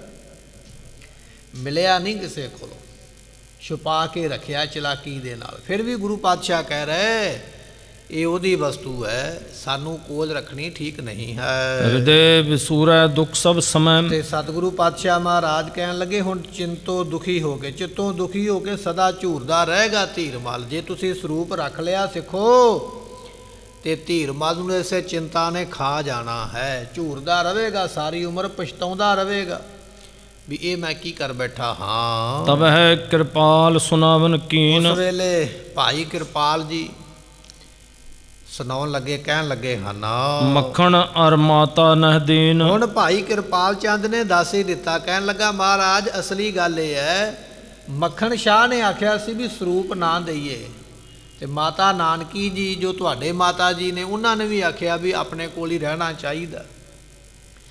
ਮਹਾਰਾਜ ਸਿੱਖਾਂ ਦੀ ਗਲਤੀ ਕੋਈ ਨਹੀਂ ਹੈ, ਤੁਹਾਡੀ ਮਾਤਾ ਨੇ ਆਖਿਆ ਵੀ ਸਰੂਪ ਆਪਾਂ ਨਹੀਂ ਦੇਣਾ, ਤੇ ਇਹ ਸਿੱਖ ਜਿਹੜਾ ਮੱਖਣ ਸ਼ਾਹ ਨੇ ਆਖਿਆ ਵੀ ਆਪਣੇ ਕੋਲ ਰੱਖਣਾ ਚਾਹੀਦਾ। ਇਹਨਾਂ ਦੋਵਾਂ ਦੇ ਕਹਿਣ ਕਰਕੇ ਸਰੂਪ ਆਪਣੇ ਕੋਲ ਹੈ। ਉਤੇ ਪਿਤਾ ਮੇਰਾ ਰਾਵਣ ਕੇਰਾ। ਮਹਾਰਾਜ ਜੀ ਇਹ ਸਰੂਪ ਤੁਹਾਡੇ ਦਾਦੇ ਦਾ ਹੈ। ਗੁਰੂ ਤੇਗ ਬਹਾਦਰ ਪਾਤਸ਼ਾਹ ਦੇ ਦਾਦਾ ਜੀ ਲੱਗਦੇ ਗੁਰੂ ਅਰਜਨ ਸਾਹਿਬ ਜੀ। ਪਾਤਸ਼ਾਹ ਜੀ ਇਹ ਸਰੂਪ ਧੀਰਮਲ ਦਾ ਨਹੀਂ, ਇਹ ਤੁਹਾਡੇ ਦਾਦਾ ਸਤਿਗੁਰੂ ਗੁਰੂ ਅਰਜਨ ਸਾਹਿਬ ਜੀਆਂ ਦਾ ਹੈ। ਜਿਨ੍ਹਾਂ ਗ੍ਰੰਥ ਜੀ ਕੀਨ ਵਡੇਰਾ। ਜਿਨ੍ਹਾਂ ਨੇ ਵੱਡਾ ਗ੍ਰੰਥ ਲਿਖਵਾਇਆ ਹੈ, ਜਿਨ੍ਹਾਂ ਨੇ ਗੁਰੂ ਗ੍ਰੰਥ ਸਾਹਿਬ ਦੀ ਬਾਣੀ ਲਿਖਵਾਈ ਹੈ। ਜਾਂ ਤੇ ਵਸਤ ਆਪ ਕੀ ਹੈ। ਪਾਤਸ਼ਾਹ ਜੀ ਵਸਤੂ ਤੇ ਤੁਹਾਡੀ ਹੈ ਨਾ, ਕਿਉਂਕਿ ਤੁਹਾਡੇ ਦਾਦੇ ਨੇ ਲਿਖਵਾਇਆ, ਤੁਸੀਂ ਪੋਤਰੇ ਹੋ, ਤੇ ਦਾਦੇ ਦੀ ਵਸਤੂ ਤੇ ਪੋਤਰੇ ਦੀ ਹੁੰਦੀ ਹੈ। ਧੀਰਮਲ ਇਹਦਾ ਕੀ ਲੱਗਦਾ ਹੈ? ਪਾਤਸ਼ਾਹ ਜੀ ਵਸਤੂ ਤੁਹਾਡੀ ਹੈ। ਜੋ ਗੁਰਗਾਦੀ ਪਰ ਸੋ ਲਹੈ। ਤੇ ਦੂਜੀ ਗੱਲ ਇਹ ਹੈ ਮਹਾਰਾਜ ਵੀ ਜਿਹਦੇ ਕੋਲ ਗੁਰਤਾ ਗੱਦੀ ਹੋਵੇ ਇਹ ਸਰੂਪ ਉਹਦੇ ਕੋਲ ਹੀ ਰਹਿ ਸਕਦਾ, ਤੇ ਗੁਰਤਾ ਗੱਦੀ ਇਸ ਵੇਲੇ ਤੁਹਾਡੇ ਕੋਲ ਹੈ। ਪਹਿਲਾਂ ਗੁਰਤਾ ਗੱਦੀ ਗੁਰੂ ਅਰਜਨ ਸਾਹਿਬ ਦੇ ਕੋਲ ਸੀ, ਸਰੂਪ ਉਹਨਾਂ ਦੇ ਕੋਲ ਰਿਹਾ। ਫਿਰ ਗੁਰੂ ਹਰਗੋਬਿੰਦ ਪਾਤਸ਼ਾਹ ਦੇ ਕੋਲ ਸੀ, ਸਰੂਪ ਉਹਨਾਂ ਦੇ ਕੋਲ ਰਿਹਾ ਗੁਰੂ ਗ੍ਰੰਥ ਸਾਹਿਬ ਦਾ। ਇਹ ਤੇ ਵੱਖਰੀ ਗੱਲ ਹੈ ਵੀ ਚਲਾਕੀ ਦੇ ਨਾਲ ਧੀਰਮਲ ਨੇ ਲੁਕੋ ਕੇ ਛੁਪੋ ਕੇ ਰੱਖ ਲਿਆ, ਪਰ ਅਸਲ ਵਿੱਚ ਇਹ ਚੀਜ਼ ਤੇ ਗੁਰੂ ਦੇ ਕੋਲ ਹੁੰਦੀ ਹੈ। ਇਮ ਵਿਚਾਰ ਕਰ ਦਿਓ ਨਾ ਮਾਤਾ। ਇਸ ਤਰ੍ਹਾਂ ਮਹਾਰਾਜ ਜੀ ਉਹ ਤੁਹਾਡੀ ਮਾਤਾ ਨਾਨਕੀ ਸਾਹਿਬ ਜੀਆਂ ਨੇ ਇਹ ਗੱਲ ਦੀ ਵਿਚਾਰ ਕਰਕੇ ਵੀ ਇਹ ਸਾਡੇ ਵੱਡਿਆਂ ਦਾ ਹੈ, ਸਾਡੇ ਸਹੁਰਾ ਸਾਹਿਬ ਗੁਰੂ ਅਰਜਨ ਸਾਹਿਬ ਨੇ ਲਿਖਵਾਇਆ ਹੈ। ਮਾਤਾ ਨਾਨਕੀ ਜੀ ਨੇ ਇਹ ਗੱਲ ਸੋਚ ਕੇ ਤਾਂ ਆਪਣੇ ਕੋਲ ਰੱਖਿਆ ਹੈ। ਉਚਿਤ ਵਿਚਾਰ ਲਿਓ ਸੁਖ ਦਾਤਾ। ਇਸ ਕਰਕੇ ਸੁੱਖਾਂ ਦੇ ਦਾਤੇ ਸਤਿਗੁਰੂ ਗੁਰੂ ਤੇਗ ਬਹਾਦਰ ਪਾਤਸ਼ਾਹ ਦੀ ਚੰਗੀ ਤਰ੍ਹਾਂ ਵਿਚਾਰ ਲਓ। ਗੱਲ ਤੇ ਠੀਕ ਹੈ, ਤੁਹਾਡੀ ਮਾਤਾ ਨੇ ਗਲਤ ਕੋਈ ਨਹੀਂ ਕੀਤਾ। ਉਹਨਾਂ ਨੇ ਇਹ ਵੇਖਿਆ ਵੀ ਮੇਰੇ ਸਹੁਰਾ ਸਾਹਿਬ ਗੁਰੂ ਅਰਜਨ ਸਾਹਿਬ ਨੇ ਇਹ ਸਰੂਪ ਲਿਖਵਾਇਆ ਸੀ, ਪਤੀ ਦੇਵ ਗੁਰੂ ਹਰਗੋਬਿੰਦ ਪਾਤਸ਼ਾਹ ਦੇ ਕੋਲ ਰਿਹਾ, ਹੁਣ ਇਹ ਤੁਹਾਡੇ ਕੋਲ ਆ ਗਿਆ, ਵਸਤੂ ਤੁਹਾਡੀ ਹੈ। ਇਸ ਕਰਕੇ ਰੱਖਿਆ ਹੈ। ਅਕਸ਼ੈ ਦੁਰਲਭ ਵਸਤ ਅਜਾਇਬ। ਮਹਾਰਾਜ ਇਹ ਗੱਲ ਤੇ ਬਿਲਕੁਲ ਖਰੀ ਹੈ ਵੀ ਇਹ ਅਜਾਇਬ ਵਸਤੂ ਹੈ, ਲੱਭਿਆ ਨਹੀਂ ਲੱਭਣੀ। ਇਹ ਗੁਰੂ ਗ੍ਰੰਥ ਸਾਹਿਬ ਦਾ ਸਰੂਪ ਕਿਤਿਓਂ ਵੀ ਲੱਭਿਆ, ਕਿੰਨਾ ਵੀ ਖਰਚਾ ਕੀਤਿਆਂ ਲੱਭਣਾ ਨਹੀਂ, ਮਿਲਣਾ ਨਹੀਂ ਹੈ। ਇਹ ਨਹਿ ਦੇਨ ਬਨੈ ਗੁਰ ਸਾਹਿਬ। ਇਸ ਕਰਕੇ ਗੁਰੂ ਸਾਹਿਬ ਜੀ ਇਹ ਸਰੂਪ ਆਪਾਂ ਨੂੰ ਦੇਣਾ ਨਹੀਂ ਬਣਦਾ, ਇਹ ਸਰੂਪ ਆਪਾਂ ਨਾ ਦਈਏ। ਗੁਰੂ ਤੇਗ ਬਹਾਦਰ ਪਾਤਸ਼ਾਹ ਦਾ ਕਹਿਣਾ ਸੀ ਵੀ ਧੀਰਮਲ ਸਾਰੀ ਉਮਰ ਚਿੰਤਾ ਹੀ ਕਰਦਾ ਰਹੇਗਾ ਵੀ ਮੈਂ ਸਰੂਪ ਗਵਾ ਬੈਠਾ ਜਾਂ ਮੇਰੇ ਕੋਲੋਂ ਲੈ ਲਿਆ ਗਿਆ। ਤੇ ਮਾਮਾ ਕਿਰਪਾਲ ਚੰਦ ਜੀ ਜੋ ਗੁਰੂ ਗੋਬਿੰਦ ਸਿੰਘ ਦੇ ਮਾਮਾ ਜੀ ਨੇ ਕਹਿਣ ਲੱਗੇ ਗੁਰੂ ਤੇਗ ਬਹਾਦਰ ਪਾਤਸ਼ਾਹ ਦੁਰਲਭ ਵਸਤੂ ਹੈ, ਇਹ ਦੁਬਾਰਾ ਨਹੀਂ ਆਪਾਂ ਨੂੰ ਮਿਲਣੀ ਹੈ। ਇਤਨੇ ਬਿਖੈ ਨਾਨਕੀ ਆਈ। ਕਹਿਣ ਲੱਗੇ ਹੱਲੇ ਗੱਲਾਂ ਬਾਤਾਂ ਹੁੰਦੀਆਂ ਪਈਆਂ, ਇੰਨੇ ਚਿਰ ਨੂੰ ਗੁਰੂ ਤੇਗ ਬਹਾਦਰ ਪਾਤਸ਼ਾਹ ਦੇ ਮਾਤਾ ਜੀ ਮਾਤਾ ਨਾਨਕੀ ਸਾਹਿਬ ਜੀ ਆ ਗਏ ਹਨ। ਸੁੰਦਰ ਸਯੰਦਨ ਪਰ ਸੁਖਦਾਈ। ਮਾਤਾ ਜੀ ਰੱਥ ਦੇ ਉੱਪਰ ਸਨ, ਸੋਹਣਾ ਰੱਥ ਮਾਤਾ ਜੀ ਦਾ ਉਸ ਵੇਲੇ ਆ ਗਿਆ ਹੈ। ਗੁਜਰੀ ਸੰਗ ਚੜੀ ਸ਼ੁਭ ਡੋਰੇ। ਤੇ ਮਾਤਾ ਗੁਜਰੀ ਜੀ ਕਹਿਣ ਲੱਗੇ ਉਹ ਡੋਲੇ ਦੇ ਵਿੱਚ ਸੋਹਣੀ ਪਾਲਕੀ ਦੇ ਵਿੱਚ ਬੈਠੇ ਹੋਏ ਉਹ ਵੀ ਇੰਨੇ ਚਿਰ ਨੂੰ ਪਹੁੰਚ ਗਏ ਹਨ। ਝਾਲਰ ਜਰੀਦਾਰ ਚੌ ਓਰੇ। ਕਹਿਣ ਲੱਗੇ ਇਸ ਪਾਲਕੀ ਦੇ ਚਾਰ ਛਪੇਰੇ ਬੜੀਆਂ ਸੋਹਣੀਆਂ ਝਾਲਰਾਂ, ਬੜੇ ਸੋਹਣੇ ਫੁੱਲ ਇਤਿਆਦਿਕ ਬਸਤਰ ਟੰਗੇ ਹੋਏ ਹਨ। ਨਿਕਟ ਆਏ ਸੁਤ ਕੇ ਬਾਚ ਸੁਨੇ। ਮਾਤਾ ਜੀ ਚਲਦਿਆਂ ਚਲਦਿਆਂ ਮਾਤਾ ਨਾਨਕੀ ਜੀ ਗੁਰੂ ਤੇਗ ਬਹਾਦਰ ਪਾਤਸ਼ਾਹ ਦੇ ਕੋਲ ਆ ਗਏ। ਇੰਨੇ ਕੋਲ ਆ ਗਿਆ ਵੀ ਹੁਣ ਗੁਰੂ ਤੇਗ ਬਹਾਦਰ ਪਾਤਸ਼ਾਹ ਦੀਆਂ ਗੱਲਾਂ ਜਿਹੜੀਆਂ ਨੇ ਚੰਗੀ ਤਰ੍ਹਾਂ ਸੁਣਾਈ ਦਿੰਦੀਆਂ ਹਨ। ਅੱਠ ਕਰ ਰਹੇ ਹੇਰ ਧੁਰ ਸੁਨੇ। ਤੇ ਉਸ ਵੇਲੇ ਸਤਿਗੁਰੂ ਕਹਿਣ ਲੱਗੇ ਵੀ ਨਹੀਂ, ਇਹ ਸਰੂਪ ਅਸੀਂ ਲੈ ਕੇ ਨਹੀਂ ਜਾਣਾ, ਇਹ ਸਰੂਪ ਧੀਰਮਲ ਦਾ ਹੈ, ਉਹਨੂੰ ਮੋੜਨਾ ਹੈ। ਮਹਾਰਾਜ ਇਸ ਗੱਲ ਤੇ ਖੜ ਗਏ ਵੀ ਇਹ ਸਰੂਪ ਨੂੰ ਅਸੀਂ ਨਹੀਂ ਲਿਜਾਣਾ ਹੈ, ਇਹ ਇੱਥੇ ਹੀ ਦੇਣਾ ਹੈ। ਤੇ ਜਦੋਂ ਮਾਤਾ ਜੀ ਨੇ ਇਹ ਗੱਲ ਸੁਣੀ ਨਾ ਆਪਣੇ ਕੰਨਾਂ ਦੇ ਨਾਲ ਤੇ ਸਿਰ ਹਿਲਾਇਆ, ਕਹਿਣ ਲੱਗੇ ਸਾਡਾ ਪੁੱਤਰ ਗੁਰੂ ਤੇਗ ਬਹਾਦਰ ਪਾਤਸ਼ਾਹ ਬੜੀ ਜਿੱਦ ਕਰਦੇ, ਜਿਹੜੀ ਗੱਲ ਤੇ ਅੜ ਜਾਂਦੇ ਅੜ ਹੀ ਜਾਂਦੇ। ਮਾਤਾ ਜੀ ਨੇ ਨਾਂਹ ਦੇ ਵਿੱਚ ਸਿਰ ਹਿਲਾਇਆ, ਜਿਵੇਂ ਆਪਾਂ ਕੋਈ ਚੀਜ਼ ਤੋਂ ਥੋੜਾ ਪਛਤਾਤਾਪ ਕਰਦੇ ਆਂ ਵੀ ਇਹ ਕੀ ਹੋਣ ਲੱਗਾ, ਇਹ ਨਹੀਂ ਹੋਣਾ ਚਾਹੀਦਾ। ਇਸ ਤਰ੍ਹਾਂ ਮਾਤਾ ਜੀ ਨੇ ਉਸ ਵੇਲੇ ਸਿਰ ਹਿਲਾਇਆ ਹੈ। ਸ਼ਤਰ ਕੋ ਹਿਤ ਚਾਹਤ ਰਹੇ। ਵੀ ਮੇਰਾ ਪੁੱਤਰ ਕਿਹੋ ਜਿਹਾ, ਧੀਰਮਲ ਤੇ ਇਹਨਾਂ ਤੇ ਗੋਲੀ ਚਲਾਉਂਦਾ, ਇਹਨਾਂ ਦਾ ਦੁਸ਼ਮਣ ਬਣਿਆ ਬੈਠਾ, ਤੇ ਮੇਰਾ ਪੁੱਤਰ ਉਹਦਾ ਭਲਾ ਚਾਹੁੰਦਾ ਵੀ ਉਹਦੀ ਵਸਤੂ ਲੈ ਕੇ ਕੋਈ ਨਹੀਂ ਜਾਣੀ, ਉਹਨੂੰ ਵਾਪਸੀ ਦੇ ਕੇ ਜਾਣੀ ਹੈ। ਧੀਰਮਲ ਤੇ ਦੁਸ਼ਮਣ ਹੈ, ਗੋਲੀ ਚਲਾਉਂਦਾ। ਗੁਰੂ ਤੇਗ ਬਹਾਦਰ ਪਾਤਸ਼ਾਹ ਕਹਿੰਦੇ ਉਹਦਾ ਸਰੂਪ ਹੈ ਮੋੜੀਏ। ਮਾਤਾ ਜੀ ਸੋਚਦੇ ਕਿਸ ਤਰ੍ਹਾਂ ਦਾ ਇਹ ਸੁਭਾਗ ਜਿਹੜਾ ਹੈ ਸਬੱਬ ਬਣਦਾ ਪਿਆ ਹੈ। ਪ੍ਰਾਨ ਹਾਨ ਲਗ ਖੋਟੋ ਹੈ। ਉਹ ਤੇ ਜਾਨ ਲੈਣ ਤੱਕ ਖੋਟਾ ਹੈ, ਉਹਦਾ ਵਸ ਚੱਲੇ ਤੇ ਜਾਨ ਵੀ ਕੱਢ ਲਵੇ, ਮਾਰ ਹੀ ਦੇਵੇ, ਮਾਰਿਆ ਵੀ ਹੈ। ਉਹ ਤੇ ਜਾਨ ਲੈਣ ਤੱਕ ਖੋਟਾ ਪ੍ਰਾਣੀ ਧੀਰਮਲ ਹੈ। ਕਹੋ ਕਹਾਂ ਲਗ ਬਹੁ ਸਮਝਾਏ। ਮਾਤਾ ਜੀ ਸੋਚਦੇ ਮੈਂ ਕਿੰਨਾ ਕੁ ਸਮਝਾਵਾਂ ਆਪਣੇ ਪੁੱਤਰ ਨੂੰ, ਮੈਂ ਤੇ ਪਹਿਲਾਂ ਹੀ ਬੜਾ ਸਮਝਾਇਆ ਵੀ ਸਮਾਨ ਨਾ ਮੋੜੀਏ, ਪਰ ਇਹਨਾਂ ਆਖਿਆ ਵੀ ਰੱਖਣਾ ਨਹੀਂ, ਮੋੜ ਦਿੱਤਾ। ਫਿਰ ਆਖਿਆ ਵੀ ਬਾਬਾ ਬਕਾਲਾ ਨਗਰ ਨਾ ਛੱਡੀਏ, ਕਹਿਣ ਲੱਗੇ ਨਹੀਂ ਛੱਡਣਾ ਤੇ ਜਾਣਾ। ਮੈਂ ਕਿੰਨਾ ਕੁ ਸਮਝਾਵਾਂ, ਜਿਹੜੀ ਗੱਲ ਮੈਂ ਸਮਝਾਉਂਦੇ ਆ ਉਸ ਗੱਲ ਨੂੰ ਮੰਨਦੇ ਨਹੀਂ ਹਨ। ਸਰਲ ਸੁਭਾਅ ਨ ਕੁਛ ਲੱਖ ਪਾਏ। ਮਾਤਾ ਜੀ ਦੇ ਮਨ ਵਿੱਚ ਇਹ ਹੈ ਵੀ ਮੇਰੇ ਪੁੱਤਰ ਦਾ ਸੁਭਾਅ ਸਿੱਧਾ ਹੈ, ਇਹਨੂੰ ਦੁਨੀਆਦਾਰੀ ਦਾ ਪਤਾ ਨਹੀਂ ਹੈ। ਅਸਲ ਵਿੱਚ ਉਹਨੇ ਘਟ ਘਟ ਕੇ ਅੰਤਰ ਕੀ ਜਾਣਦਾ, ਗੁੱਜੀ ਛੰਨੀ ਨਾਹੀ ਬਾਤ। ਉਹਨਾਂ ਦੇ ਕੋਲੋਂ ਕੋਈ ਗੱਲ ਛੁਪੀ ਹੋਈ ਲੁਕੀ ਹੋਈ ਨਹੀਂ ਹੈ, ਸਭ ਕੁਝ ਪਤਾ ਜਾਣੀ ਜਾਣ ਨੇ। ਪਰ ਮਾਤਾ ਜੀ ਆਪਣੇ ਪੁੱਤਰ ਨੂੰ ਭੋਲਾ ਸਮਝਦੇ ਪਏ ਵੀ ਇਹਨੂੰ ਦੁਨੀਆਦਾਰੀ ਦਾ ਪਤਾ ਨਹੀਂ, ਤਾਂ ਇਹੋ ਜਿਹੀਆਂ ਗੱਲਾਂ ਕਰਦੇ ਹਨ।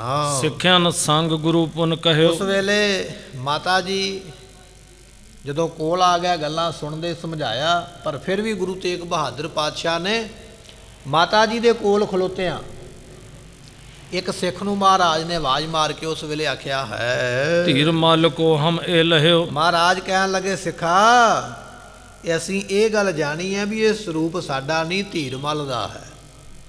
ਭਾਵੇਂ ਉਹਨੇ ਲੁਕੋ ਕੇ ਰੱਖਿਆ, ਭਾਵੇਂ ਉਹਨੇ ਛੁਪਾ ਕੇ ਰੱਖਿਆ, ਭਾਵੇਂ ਉਹਨੇ ਚਤਰਾਈ ਚਲਾਕੀ ਨਾਲ ਰੱਖਿਆ, ਗੁਰੂ ਹਰਗੋਬਿੰਦ ਪਾਤਸ਼ਾਹ ਤੋਂ ਜਿਵੇਂ ਮਰਜ਼ੀ ਰੱਖਿਆ, ਪਰ ਹੈ ਉਹਦਾ। ਇਹ ਅਸੀਂ ਆਪਣੇ ਮਨ ਵਿੱਚ ਜਾਣਿਆ ਹੈ। ਉਹ ਅਬ ਗਮਨੋਂ ਲੈ ਕਰ ਜਾਵੋ। ਤੇ ਇਸ ਕਰਕੇ ਤੁਸੀਂ ਕੀ ਕਰੋ ਵੀ ਇਹ ਸਰੂਪ ਜਿਹੜਾ ਨਾ ਹੁਣੇ ਲੈ ਕੇ ਸਾਡੇ ਨਾਲ ਨਾ ਜਾਓ, ਉਧਰ ਨੂੰ ਜਾਓ ਜਿੱਧਰ ਧੀਰਮਲ ਹੈ, ਉਹਦੇ ਕੋਲ ਜਾ ਕੇ ਸਰੂਪ ਲੈ ਕੇ ਜਾਣਾ ਕਰੋ। ਸੌਂਪੋ ਜਾਏ ਤਿਸੀ ਕੇ ਪਾਹੋ। ਜਿਹਦੀ ਵਸਤੂ ਹੈ ਉਹਨੂੰ ਜਾ ਕੇ ਸੌਂਪ ਦਿਓ, ਅਸੀਂ ਨਹੀਂ ਨਾਲ ਲੈ ਕੇ ਜਾਣੀ। ਮਾਤਾ ਜੀ ਕਹਿ ਰਹੇ ਨੇ, ਕਿਰਪਾਲ ਚੰਦ ਵੀ ਕਹਿ ਰਿਹਾ, ਮੱਖਣ ਸ਼ਾਹ ਵੀ ਕਹਿ ਰਿਹਾ, ਮਹਾਰਾਜ ਆਪਣੀ ਚੀਜ਼ ਰੱਖੀਏ, ਆਪਣੀ ਵਸਤੂ ਹੈ, ਆਪਣੇ ਵੱਡਿਆਂ ਦੀ ਇਹ ਦਾਤ ਹੈ, ਮਹਾਰਾਜ ਕਹਿੰਦੇ ਨਹੀਂ, ਧੀਰਮਲ ਪਛਤਾਉਂਦਾ ਹੀ ਮਰ ਜਾਏਗਾ। ਸਿੱਖ ਨੂੰ ਆਖਿਆ ਲੈ ਜਾਓ ਸਰੂਪ, ਆਪਾਂ ਨਾਲ ਨਹੀਂ ਲੈ ਕੇ ਜਾਣਾ, ਦੇ ਦਿਓ ਧੀਰਮਲ ਨੂੰ ਲਿਜਾ ਕੇ। ਹਮਰੇ ਸੰਗ ਨ ਰਾਖਨ ਕਰੋ, ਸਾਡੇ ਨਾਲ ਇਹ ਸਰੂਪ ਨਹੀਂ ਰਹਿਣਾ ਚਾਹੀਦਾ, ਇਹ ਸਾਡਾ ਬਚਨ ਨਿਰਣਾ ਸੁਣ ਲੈਣਾ ਕਰੋ ਜੀ। ਸ੍ਰੀ ਕਰਤਾਰਪੁਰੇ ਲੈ ਧਰੋ। ਕਿੱਥੇ ਲੈ ਕੇ ਜਾਣਾ? ਕਰਤਾਰਪੁਰ ਨਗਰ। ਕਰਤਾਰਪੁਰ ਜਿਹੜਾ ਜਲੰਧਰ ਦੇ ਨੇੜੇ ਹੈ, ਉਸ ਨਗਰ ਦੇ ਵਿੱਚ ਇਹ ਸਰੂਪ ਲੈ ਕੇ ਜਾਓ ਜਿੱਥੇ ਧੀਰਮਲ ਰਹਿੰਦਾ। ਤੇ ਗੁਰਮੁਖੋ ਅੱਜ ਵੀ ਇਹ ਸਰੂਪ ਉੱਥੇ ਹੀ ਹੈ ਜਿੱਥੇ ਗੁਰੂ ਤੇਗ ਬਹਾਦਰ ਪਾਤਸ਼ਾਹ ਨੇ ਭੇਜਿਆ। ਅੱਜ ਵੀ ਕਰਤਾਰਪੁਰ ਇਸ ਸਰੂਪ ਦੇ ਦਰਸ਼ਨ ਕੀਤੇ ਜਾ ਸਕਦੇ। 10ਵੇਂ ਪਾਤਸ਼ਾਹ ਮਹਾਰਾਜ ਨੇ ਮੰਗਿਆ ਸੀ ਦਮਦਮਾ ਸਾਹਿਬ ਦੀ ਧਰਤੀ ਤੇ ਜਾ ਕੇ ਧੀਰਮਲ ਦੇ ਕੋਲੋਂ ਵੀ ਸਰੂਪ ਦੇ ਦਿਓ, ਅਸੀਂ ਬਾਣੀ ਲਿਖਵਾਉਣੀ ਹੈ, ਸਿੱਖਾਂ ਨੂੰ ਬਾਣੀ ਸਿਖਾਉਣੀ ਹੈ। ਤੇ ਧੀਰਮਲ ਨੇ 10ਵੇਂ ਪਾਤਸ਼ਾਹ ਨੂੰ ਨਾ ਕਰ ਦਿੱਤੀ ਸੀ ਵੀ ਨਹੀਂ, ਮੈਂ ਸਰੂਪ ਨਹੀਂ ਦੇਣਾ। ਗੁਰੂ ਤੇਗ ਬਹਾਦਰ ਪਾਤਸ਼ਾਹ ਜਿਹੜਾ ਸਰੂਪ ਧੀਰਮਲ ਕੋਲ ਭੇਜਣ ਲੱਗੇ ਨੇ, ਧੀਰਮਲ ਨੇ ਆਪਣੇ ਕੋਲ ਹੀ ਰੱਖਿਆ ਜਿੰਨਾ ਚਿਰ ਜਿਉਂਦਾ ਰਿਹਾ, ਦਿੱਤਾ ਨਹੀਂ। 10ਵੇਂ ਪਾਤਸ਼ਾਹ ਦੇ ਮੰਗਿਆਂ ਵੀ ਨਹੀਂ ਦਿੱਤਾ।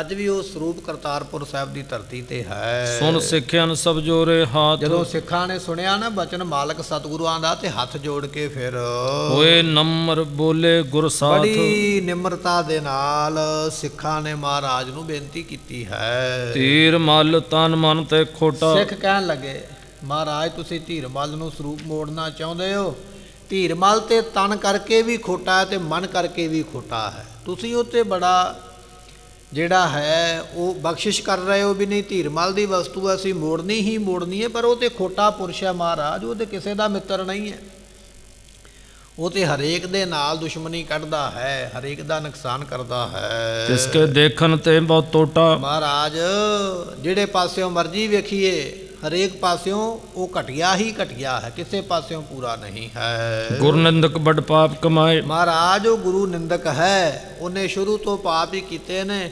ਪਹਿਲਾਂ ਗੁਰੂ ਹਰਿਰਾਏ ਸਾਹਿਬ ਦੀ ਨਿੰਦਿਆ ਤੇ ਈਰਖਾ ਕਰਦਾ ਰਿਹਾ, ਫਿਰ ਗੁਰੂ ਹਰਕ੍ਰਿਸ਼ਨ ਪਾਤਸ਼ਾਹ ਦੇ ਨਾਲ ਨਿੰਦਿਆ ਤੇ ਈਰਖਾ ਕੀਤੀ ਹੈ। ਉਹ ਨਿੰਦਕ ਪੁਰਸ਼ ਹੈ ਗੁਰੂ ਘਰ ਦੇ ਨਾਲ।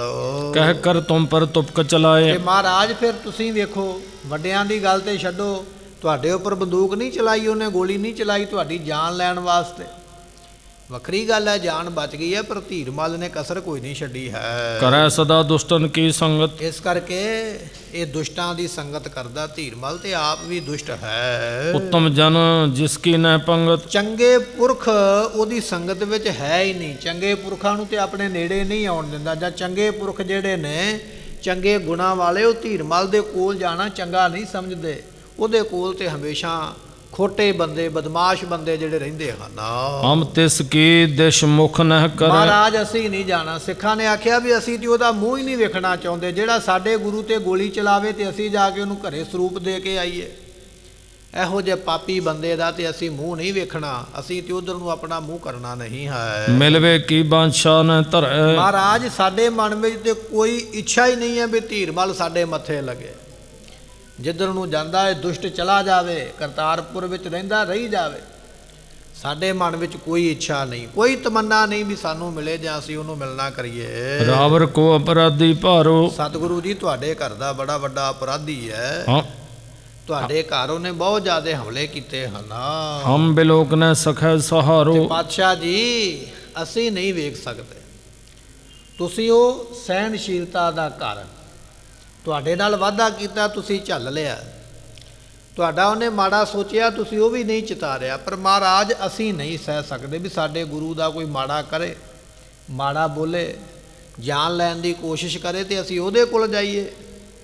ਨਹੀਂ, ਅਸੀਂ ਨਹੀਂ ਜਾਣਾ ਹੈ। ਸੋਨ ਗੁਰ ਸਭ ਸਿੱਖਨ ਕੀ ਬੇਨਤੀ। ਉਸ ਵੇਲੇ ਸਤਿਗੁਰਾਂ ਨੇ ਸੁਣੇ ਨਾ ਬਚਨ ਆਪਣੇ ਸਿੱਖਾਂ ਦੇ, ਜਦੋਂ ਆਖਿਆ ਵੀ ਮਹਾਰਾਜ ਅਸੀਂ ਧੀਰਮਲ ਦੇ ਨੂੰ ਮਿਲਣਾ ਨਹੀਂ ਹੈ। ਮਨ ਮਹਿ ਗਿਨਤ ਰਹਿ ਗਨ ਗਿਣਤੀ। ਸਤਿਗੁਰੂ ਪਾਤਸ਼ਾਹ ਮਹਾਰਾਜ ਜੀ ਬੜੀਆਂ ਗਿਣਤੀਆਂ ਉਸ ਵੇਲੇ ਮਨ ਵਿੱਚ ਗਿਣ ਲੱਗੇ, ਸੋਚਣ ਲੱਗੇ ਹਨ।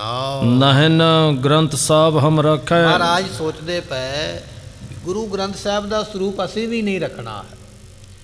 ਸਿੱਖ ਕਹਿੰਦੇ ਵੀ ਧੀਰਮਲ ਨੂੰ ਅਸੀਂ ਦੇ ਕੇ ਨਹੀਂ ਆਉਣਾ, ਪਰ ਰੱਖਣਾ ਤੇ ਅਸੀਂ ਵੀ ਨਹੀਂ। ਇਸ ਤਰ੍ਹਾਂ ਸੋਚ ਕੇ ਤਿਸ ਢਿਗ ਪਹੁੰਚੈ ਚਿਤ ਅਭਿਲਾਖੈ। ਮਹਾਰਾਜ ਚਾਹੁੰਦੇ ਨੇ ਕਿ ਇਹ ਸਰੂਪ ਉਹਨਾਂ ਦੇ ਕੋਲ ਚਲਾ ਜਾਵੇ। ਇੱਛਾ ਇਹ ਹੈ ਕਿ ਧੀਰਮਲ ਦੇ ਕੋਲ ਚਲਾ ਜਾਵੇ, ਅਸੀਂ ਇਸ ਨੂੰ ਆਪਣੇ ਕੋਲ ਰੱਖਣਾ ਨਹੀਂ। ਮਾਤ ਨਾਨਕੀ ਬਰਜਤ ਹੇਰ। ਉਸ ਵੇਲੇ ਮਾਤਾ ਨਾਨਕੀ ਜੀ ਉਹ ਵੀ ਸੁਣਦੇ ਪਏ ਇਹਨਾਂ ਬਚਨਾਂ ਨੂੰ ਜਿਹੜੇ ਹੋ ਰਹੇ ਨੇ। ਕਿ ਕਹਿਣ ਲੱਗੇ ਉਸ ਵੇਲੇ ਮਾਤਾ ਸਾਹਿਬ, ਮਾਤਾ ਨਾਨਕੀ ਜੀ ਜਿਹੜੇ ਹਨ, ਉਹਨਾਂ ਨੇ ਫਿਰ ਉਸ ਵੇਲੇ ਆਖਿਆ ਹੈ, ਇਹ ਸੁੱਤ ਕਿਉਂ ਹਠ ਕਰੋ ਵਡੇਰ। ਤੇ ਮਾਤਾ ਜੀ ਕਹਿਣ ਲੱਗੇ, ਪੁੱਤਰ ਤੁਸੀਂ ਕਿਸੇ ਦਾ ਬਚਨ ਨਹੀਂ ਮੰਨਦੇ ਪਏ, ਸਿੱਖਾਂ ਦਾ ਨਹੀਂ ਮੰਨਿਆ, ਮੱਖਣ ਸ਼ਾਹ ਦਾ ਨਹੀਂ ਮੰਨਿਆ, ਕਿਰਪਾਲ ਚੰਦ ਦਾ ਬਚਨ ਨਹੀਂ ਮੰਨਿਆ, ਮਹਾਰਾਜ ਕਿਸੇ ਦਾ ਬਚਨ ਨਹੀਂ, ਇੰਨਾ ਹੱਠ ਕਰ ਲਿਆ, ਕਿਸੇ ਦਾ ਨਹੀਂ ਬਚਨ ਮੰਨਦੇ, ਮੇਰਾ ਮੰਨ ਲਓ, ਮੇਰਾ ਬਚਨ ਕਹਿਣਾ ਬੰਦ ਨਾ ਕਰੋ। ਦੁਰਲਭ ਵਸਤੂ ਆਪਨ ਵਡਨ ਕੀ। ਸੋ ਪੁੱਤਰ ਜੀ ਇਹ ਦੁਰਲਭ ਵਸਤੂ ਹੈ, ਵੱਡਿਆਂ ਦੀ ਦਾਤ ਹੈ, ਐਵੇਂ ਨਹੀਂ ਮਿਲਦੀ। ਲੋਕ ਤੇ ਆਪਣੇ ਵੱਡਿਆਂ ਦਾ ਕੋਈ ਭਾਂਡਾ, ਕੋਈ ਬਸਤਰ ਸਾਂਭ ਕੇ ਰੱਖਦੇ ਨਿਸ਼ਾਨੀ ਦੇ ਤੌਰ ਤੇ ਤੁਹਾਡੇ ਦਾਦੇ ਸਤਿਗੁਰਾਂ ਨੇ ਬਾਣੀ ਲਿਖਵਾਈ ਹੈ, ਇਹ ਮਿਲਣੀ ਨਹੀਂ ਕਿਤੇੋਂ, ਕਿਉਂਕਿ ਗੁਰੂ ਗ੍ਰੰਥ ਸਾਹਿਬ ਦਾ ਹੋਰ ਕੋਈ ਸਰੂਪ ਹੈ ਹੀ ਨਹੀਂ।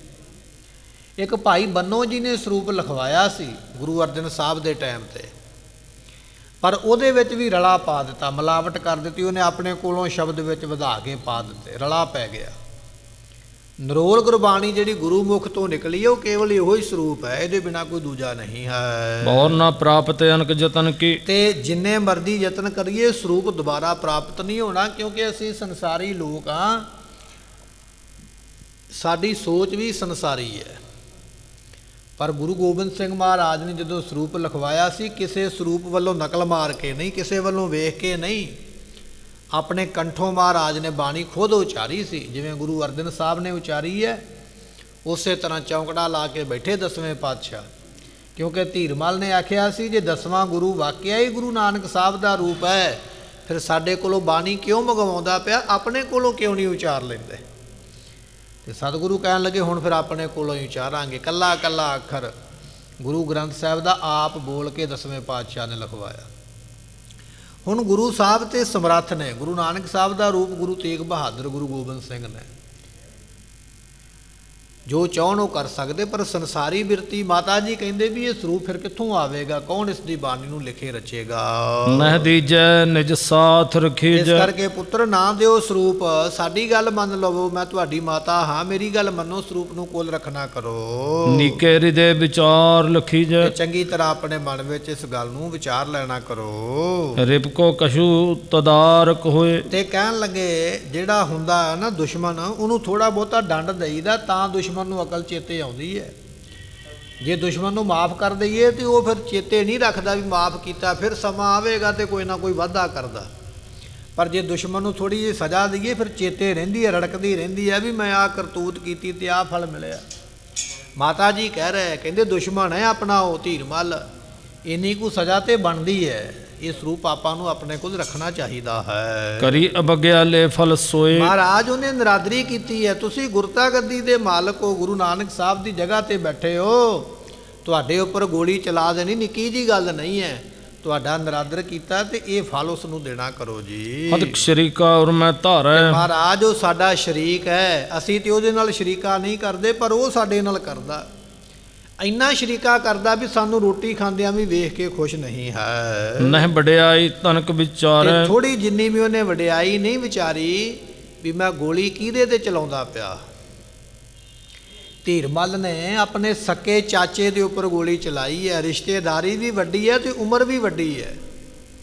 ਉਹਨੇ ਨਹੀਂ ਵਿਚਾਰਿਆ ਵੀ ਮੈਂ ਇਹ ਕੀ ਕਰਨ ਲੱਗਾ।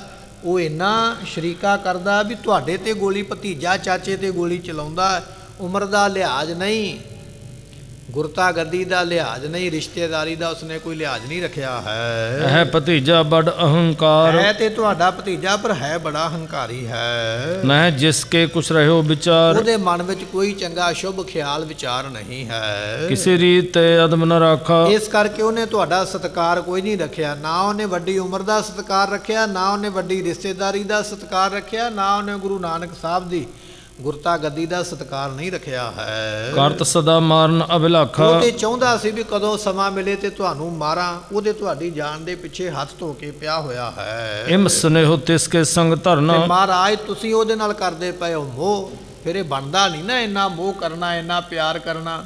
ਉਹ ਤੁਹਾਡੀ ਜਾਨ ਦਾ ਦੁਸ਼ਮਣ ਬਣਿਆ, ਉਹ ਤੁਹਾਨੂੰ ਕੁਛ ਨਹੀਂ ਸਮਝਦਾ, ਤੁਹਾਡੇ ਨਾਲ ਸ਼ਰੀਕਾ ਕਰਦਾ, ਵੈਰ ਕਰਦਾ, ਤੇ ਤੁਸੀਂ ਆਖਦੇ ਹੋ ਵੀ ਨਹੀਂ ਉਹਦੀ ਸਮਾਨ ਉਹਨੂੰ ਮੋੜ ਕੇ ਆਓ। ਇੰਨਾ ਪ੍ਰੇਮ ਇੰਨਾ ਸਨੇਹ ਉਹਦੇ ਨਾਲ ਕਿਉਂ ਕਰਨਾ ਹੈ? ਕਿਮ ਨਾ ਚਿਤੋ ਜਿਮ ਦੁਰਮਤ ਕਰਨਾ। ਤੇ ਪੁੱਤਰ ਜੀ ਕਿਉਂ ਨਹੀਂ ਸੋਚਦੇ ਵੀ ਉਹ ਦੁਰਮਤੀਆ ਹੈ, ਖੋਟੀ ਮਤ ਵਾਲਾ, ਉਹਨੇ ਖੋਟੇ ਕੰਮ ਕੀਤੇ ਨੇ, ਇਸ ਗੱਲ ਨੂੰ ਕਿਉਂ ਨਹੀਂ ਸੋਚਦੇ ਹੋ? ਸੁਨਤ ਮਾਤ ਤੇ ਧਰਮੁਖ ਮੌਨ। ਸਤਿਗੁਰਾਂ ਨੇ ਸੁਣੇ ਬਚਨ ਮਾਤਾ ਸਾਹਿਬ ਜੀ ਦੇ, ਬਚਨ ਤੇ ਖਰੇ ਨੇ, ਬਚਨ ਤੇ ਚੰਗੇ ਨੇ, ਸੱਚੇ ਨੇ, ਪਰ ਮਹਾਰਾਜ ਚਾਹੁੰਦੇ ਨਹੀਂ ਸਰੂਪ ਰੱਖਣਾ। ਹੁਣ ਕੀ ਕਰੀਏ? ਜੇ ਮੋੜਨ ਵਾਸਤੇ ਆਖਦੇ ਮਾਤਾ ਨਾਰਾਜ਼ ਹੁੰਦੀ ਹੈ, ਰੱਖਦੇ ਹਾਂ ਤੇ ਤਾਂ ਵੀ ਗੱਲ ਠੀਕ ਨਹੀਂ। ਹੁਣ ਕੀ ਕੀਤਾ ਜਾ ਸਕਦਾ ਹੈ? ਗੁਰੂ ਤੇਗ ਬਹਾਦਰ ਪਾਤਸ਼ਾਹ ਚੁੱਪ ਹੀ ਕਰ ਗਏ। ਅਸੀਂ ਤੇ ਭਾਈ ਫਿਰ ਬੋਲਦੇ ਹੀ ਨਹੀਂ, ਜੇ ਤੁਸੀਂ ਆਖਦੇ ਹੋ ਅਸੀਂ ਫਿਰ ਕੋ ਕਹਿੰਦੇ ਨਹੀਂ। ਹਾਂ ਚਿਤ ਹੈ ਉਪਾਏ ਕਰੈ ਕੌਣ। ਮਹਾਰਾਜ ਸੋਚਦੇ ਵੀ ਹੁਣ ਕੀ ਕਰੀਏ? ਮਾਤਾ ਕਹਿ ਰਹੀ ਵੇ ਸਰੂਪ ਦੇਣਾ ਨਹੀਂ, ਮੱਖਣ ਸ਼ਾਹ ਕਹਿ ਰਿਹਾ ਸਰੂਪ ਨਹੀਂ ਦੇਣਾ, ਸਿੱਖ ਕਹਿੰਦੇ ਅਸੀਂ ਧੀਰਮਲ ਦੇ ਮੱਥੇ ਨਹੀਂ ਲੱਗਣਾ, ਤੇ ਸਾਡੀ ਸੁਪਤਨੀ ਦਾ ਭਰਾ ਕਿਰਪਾਲ ਚੰਦ ਉਹ ਵੀ ਕਹਿੰਦਾ ਵੀ ਸਰੂਪ ਨਹੀਂ ਦੇਣਾ। ਹੁਣ ਕੀ ਕਰੀਏ? ਇਹ ਸੋਚਣ ਲੱਗ ਪਏ ਹਨ। ਸਿੱਖ ਸੇਵਕ ਤੈ ਜਾਏ ਨਾ ਕੋਈ। ਤੇ ਸਾਡਾ ਸੇਵਕ ਸਿੱਖ ਉੱਥੇ ਜਾਣਾ ਨਹੀਂ ਚਾਹੁੰਦਾ ਹੈ। ਲਖੈ ਮਹਾ ਅਪਰਾਧੀ ਸੋਈ। ਕਿਉਂਕਿ ਸਿੱਖ ਜਾਣਦੇ ਵੀ ਉਹ ਬੜਾ ਵੱਡਾ ਅਪਰਾਧੀ ਪਾਪੀ ਹੈ। ਕਰਤਾ ਜਾਨ ਕੁਕਰ ਮਨ ਕੇਰਾ। ਸੋ ਇਹ ਸਾਡੇ ਸਿੱਖ ਜਾਣਦੇ ਨੇ ਵੀ ਉਹ ਮਾੜੇ ਕਰਮਾਂ ਨੂੰ ਕਰਨ ਵਾਲਾ ਹੈ, ਮਾੜੇ ਕਰਮਾਂ ਦੇ ਕਰਤਾ, ਮਾੜੇ ਕੰਮਾਂ ਨੂੰ ਕਰਨ ਵਾਲਾ ਹੈ, ਵੀ ਉਹਨੇ ਹਮੇਸ਼ਾ ਪਾਪ ਕੀਤੇ। ਸਾਡੇ ਸਿੱਖ ਇਹ ਜਾਣਦੇ ਹਨ। ਨਹਿ ਚਾਹਤ ਸਿੱਖ ਦਰਸ਼ਨ ਤੇ ਹੀਰਾ। ਸਾਡੇ ਸਿੱਖ ਉਹਦਾ ਦਰਸ਼ਨ ਕਰਨਾ ਨਹੀਂ ਜਾਣਦੇ। ਧੀਰਮਲ ਦਾ ਐਡਾ ਵੱਡਾ ਕਸੂਰ ਨਹੀਂ। ਗੁਰੂ ਅਮਰਦਾਸ ਪਾਤਸ਼ਾਹ ਦੇ ਬਚਨ ਸਨ, ਬੀਬੀ ਭਾਨੀ ਜੀ ਗੁਰਤਾ ਗੱਦੀ ਤੇ ਗੋਦ ਘਰ ਵਿੱਚ ਰਵੇਗੀ, ਪਰ ਕਲੇਸ਼ ਬਣਿਆ ਹੈ। ਉਹ ਕਲੇਸ਼ ਕਿਸੇ ਨਾ ਕਿਸੇ ਰੂਪ ਵਿੱਚ ਬਣਿਆ, ਭਾਵੇਂ ਪ੍ਰਿਥੀ ਚੰਦ ਹੈ ਤੇ ਭਾਵੇਂ ਧੀਰਮਲ। ਸਾਡੇ ਸਿੱਖਾਂ ਦੀ ਨਜ਼ਰ ਵਿੱਚ ਹੁਣ ਧੀਰਮਲ ਇਸ ਵੇਲੇ ਅਪਰਾਧੀ ਹੈ। ਕਰੈ ਪ੍ਰਾਣ ਤਿਸ ਮੁਖ ਨ ਲਾਗੈ। ਤੇ ਸਾਡੇ ਸਿੱਖਾਂ ਨੇ ਤੇ ਪ੍ਰਾਣੀ ਕਰ ਲਿਆ, ਵਾਅਦਾ ਕਰ ਲਿਆ, ਕਸਮ ਖਾ ਲਈ ਹੈ ਵੀ ਜੋ ਮਰਜ਼ੀ ਹੋਵੇ ਧੀਰਮਲ ਦੇ ਮੱਥੇ ਨਹੀਂ ਲੱਗਣਾ ਹੈ। ਕਿਮ ਪਹੁੰਚਾਏ ਗ੍ਰੰਥ ਤਿਸ ਆਗੇ। ਇਹ ਗੁਰੂ ਗ੍ਰੰਥ ਸਾਹਿਬ ਦਾ ਸਰੂਪ ਨੂੰ ਉਹਦੇ ਕੋਲ ਕਿਵੇਂ ਭੇਜੀਏ? ਮਹਾਰਾਜ ਭੇਜਣਾ ਚਾਹੁੰਦੇ ਨੇ ਵੀ ਜਾਣਾ ਤੇ ਉਹਦੇ ਕੋਲ ਹੀ ਚਾਹੀਦਾ, ਪਰ ਹੁਣ ਕਰੀਏ ਕੀ? ਜਾਣ ਨੂੰ ਤਿਆਰ ਕੋਈ ਨਹੀਂ ਹੈ। ਮਹਾਰਾਜ ਦੇ ਸਿੱਖ ਕਿੰਨੇ ਸੂਝਵਾਨ ਨੇ, ਕਿੰਨੇ ਸਿਆਣੇ ਨੇ।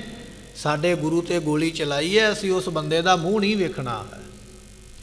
ਤੇ ਅੱਜ ਸਾਡੀ ਕੈਸੀ ਹਾਲਤ ਹੈ? ਕੋਈ ਗੁਰੂ ਗ੍ਰੰਥ ਸਾਹਿਬ ਦੇ ਅੰਗਾਂ ਨੂੰ ਖਿਲਾਰ ਦੇਵੇ, ਕੋਈ ਪਾੜ ਦੇਵੇ, ਕੋਈ ਗੁਟਕੇ ਸਾਹਿਬ ਦੀ ਨਰਾਦਰੀ ਕਰ ਦੇਵੇ, ਜੋ ਕੋਈ ਮਰਜ਼ੀ ਕਰੀ ਜਾਵੇ, ਅਸੀਂ ਨਹੀਂ ਉਹਦੇ ਨਾਲ ਰਿਸ਼ਤੇਦਾਰੀ, ਉਹਦੇ ਨਾਲ ਮੇਲ ਮਿਲਾਪ ਛੱਡਦੇ। ਜਿੱਡਾ ਵੱਡਾ ਪਾਪੀ ਉਹ ਹੈ, ਉਹਦੇ ਪਾਪ ਦੇ ਭਾਗੀ ਉਹ ਵੀ ਬਣਦੇ ਜਿਹੜੇ ਨਾਲ ਉਹਦੇ ਮਿਲਦੇ।